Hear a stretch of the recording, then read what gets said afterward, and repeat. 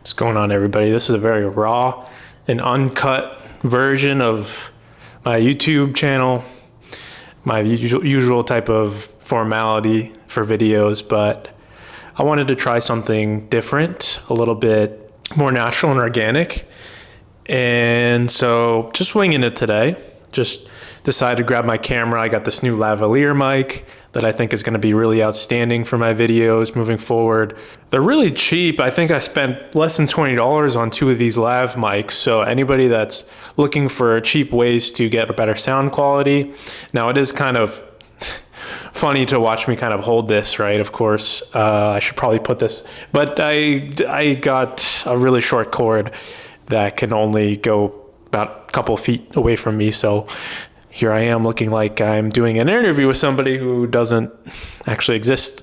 But I wanted to talk about a book that I came across recently. It's been really a interesting timed book. There's a lot happening around me in life. There are things with the house that I have to fix. There are trouble with sleeping happening because of either the seasons. I don't know.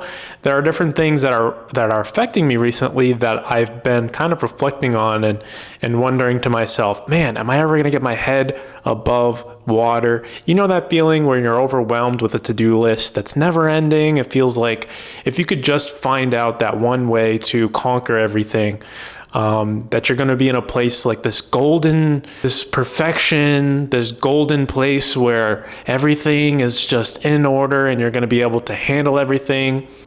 Well, for me, I get that feeling often when I allow, my circumstances to sort of creep into my internal stability, right? Meaning that I'm sitting up at 3 a.m., not being able to sleep, not really sure why, not worried about anything in particular, but just worried, right?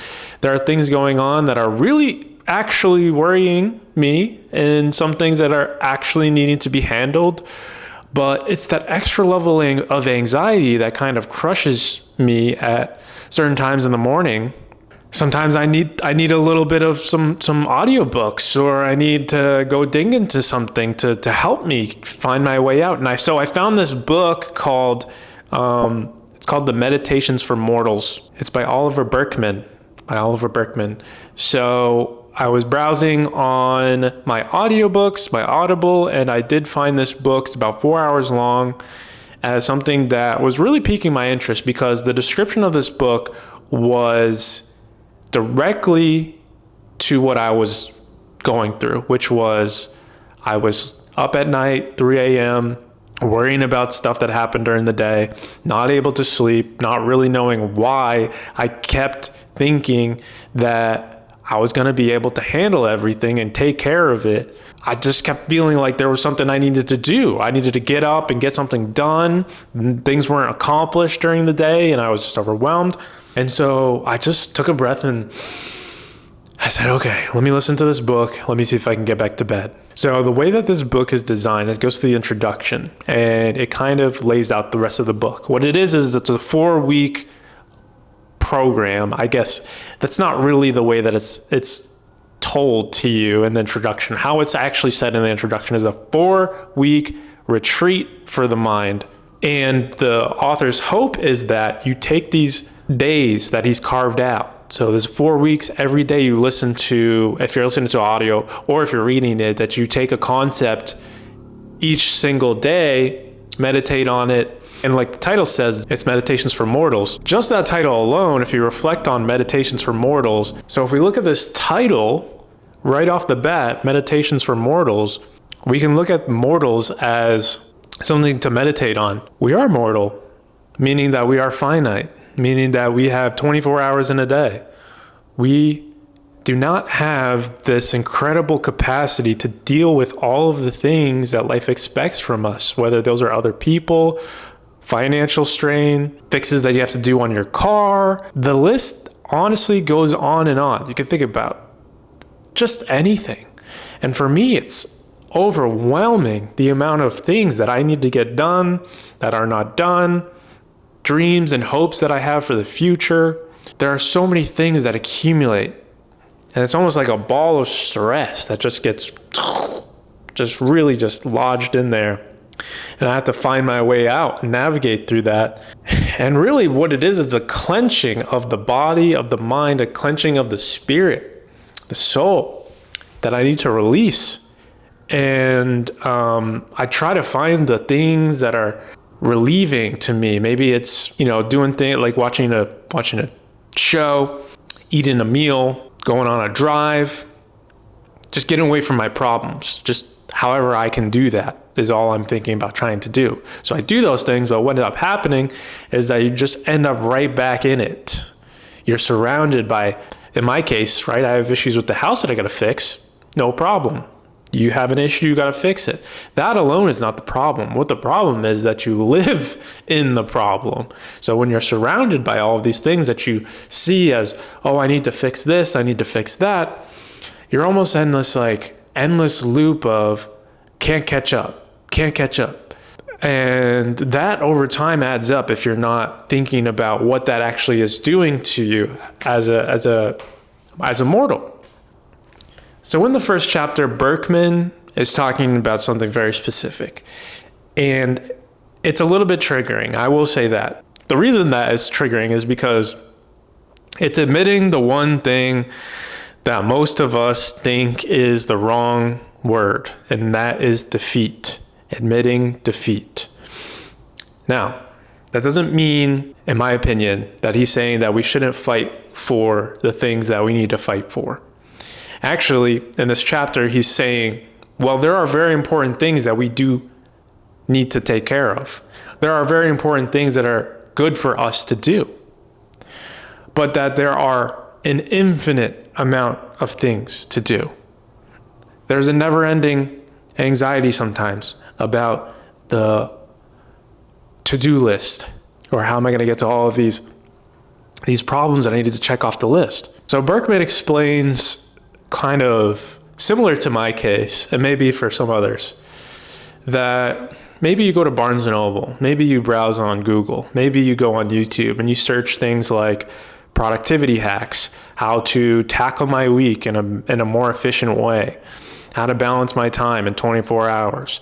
Nowadays, we have these AI virtual assistants, we have productivity hacks for everything. It's a never-ending list of technology that can help us solve these problems. And what that creates is, in Burkeman's opinion, is this feeling as though if I can just learn that thing, you know how you pick up a new productivity book and you read it and you reflect on it and you say, oh my gosh, you're excited. It's almost like this high that you get from having this new system that you can try and implement, and you go a couple days and you're in it. You're like, I'm tackling everything. I'm superhuman. Oh shoot, my dishwasher stopped working. Okay, what does that mean? I have to call a repairman, or I have to do some research to figure out if this is truly something I need to call something for. What does this mean? Does this mean that my water is not going through my pipes correctly? Okay, so we can imagine a scenario such as that. We've had 2-3 days of going through crushing things on this to-do list, and all of a sudden there's this big thing that pops up, and all of a sudden, right, our world is blown up again. And then we go through the cycle. I go through the cycle. I have to restructure everything. Oh no, I had all of these things lined up. I did this at this time, did this at this time, and then this thing, this event happened that created a massive black hole in my schedule, and now everything that I thought I was going to do is not going to be able to be done yet. So you see, Burkeman is just trying to highlight that. And for me, it's absolutely true that I forget this all the time. And really, I do these videos and these logs or these vlogs to remind myself to come back to reality. The reality is, I'm never going to get it right. There's never going to be that one system to rule them all. There's no one ring to rule them all. It doesn't exist. And to admit that, accept it like defeat. It's okay. You were born into this. You've been defeated by the never-ending infinite things that you have to do. It's all right. So we accept that. So I accept that. That's what Burkeman is saying, that first off, we need to accept that that is the case. We've taken the loss. We cannot accomplish the infinite amount of things that we've set ahead of ourselves. So he further explains this scenario. He said, when you're in the morning, 3 a.m., you're frazzled from a long day at work. It was a long Thursday. And you woke up and you're still stressed out about all the things you have ahead of you, all the things that you didn't accomplish. And then that kind of spurs into this other feeling, these other thoughts, that if you look at your life as a whole, you kind of wonder, I had this big vision for my life. I envisioned having that promotion. I envisioned having this amount of money. I envisioned that life was going to be going this way at this time. We map out all of these goals and these opportunities that are going to come to fruition. And then on a greater scale, on a bigger scale, sometimes we look at things, sometimes we look at life, and we have this melancholy, he explains, this melancholy over life, where this feeling that it's never going to be what I envisioned. Have you ever had that moment? Have you ever had that moment where you realize that you aren't where you thought life was going to be, and you're awake at 3 a.m., 4 a.m., still stressed out from the day before? Well, I can tell you that I've felt that. I've felt those life-crushing feelings at 3 in the morning, 4 in the morning, or even before bed, where you're tossing and turning. You think it's hot because the sheets aren't right. The AC isn't right. But really, it's just your overproduction of fight or flight that's keeping you awake. And I can tell you that I experienced that. I've experienced that now, today, not every day, but consistently. And so you have all these thoughts about your life that you thought were going to come to fruition. You thought that these goals, these dreams, these aspirations were going to come to fruition. Well, what happens when they don't come to fruition? What happens when we're sitting stressed about life and all that it's throwing about, and we realize that it's not all going to come to fruition? And that right there is where the psychological shift is being approached here. The psychological approach to realize that it's never going to come to fruition. It's never going to. So why isn't this depressing? Well, in this part of the book, we're really laying the groundwork for understanding the dilemma that humans have to grapple with. Just being born. There's nothing you did to have this in your situation or in your life, to have this feeling as though if you got it all right, that things would be better. If you got everything in order, that there would be this golden period, whether long, short, or just momental, just for a moment, that you'd feel this elation that things were all in the right place. All the dishes were put away properly.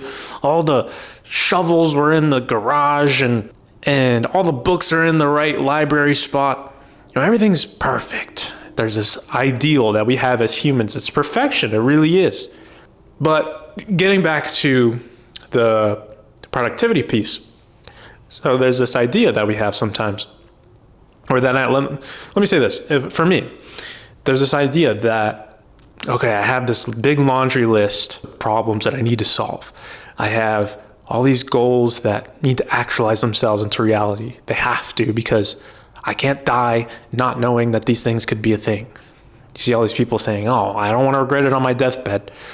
Well, there are going to be things we regret on our deathbed, okay? If that's the approach that we're going to take, if that's the approach that I'm going to take, then there are going to be things that I regret. Now, it doesn't have to be the case, meaning that, going back to what we're talking about, that we just accept the fact that even now, when we have all the time, whether you're young, old, middle-aged, who cares? You have your whole life ahead of you. Oh, your life is now, or your life is behind you. What we really have is the now, what we do right now. So we see the problem. The problem is that we expect that there's this golden period, this state of everything is perfectly in harmony. We found it. So we believe that that is out there, but then we also are internally grappling with the feeling that it's almost as though we're dealing with the truth, and the reality is that we're never going to be able to get there. So intuitively, I know that I'm never going to be able to accomplish all of the things that I write down and all of the things that I come up with, because as soon as they're written down and put on paper, 5 more pop up. Okay? As soon as I have 10 things that I want to do in 2025, there's 10 more that occur to me in the next 24 hours. I'm sure that you've experienced this. There's no amount of goals that are going to get to the end. That's just intuitively, I know that. But then there's this creepy feeling that I have that I don't know where that came from. I don't know who gave it to me, how I developed it, whether it was given at birth or is something that I adapted. But I think that I can get everything done. That, there's going to be a time where I get it all done. It's going to be done. There's going to be a golden period where everything has been accomplished and it's all good. I found it. I found the way to get everything done that I needed to get done. But to further define the problem is to get into the details. We have these goals and to-do lists, these productivity methods that we think are going to tackle this never-ending list of accomplishments that we set before ourselves. Now, these aren't only goals, by the way. These are real problems that are happening in real life. My wife needs me to pick up a prescription. I need to call my brother. I need to pick up the tree that just fell over in the backyard. I have a pile of leaves that are creating a mess in my yard. My dog needs to get her teeth cleaned, go to the vet.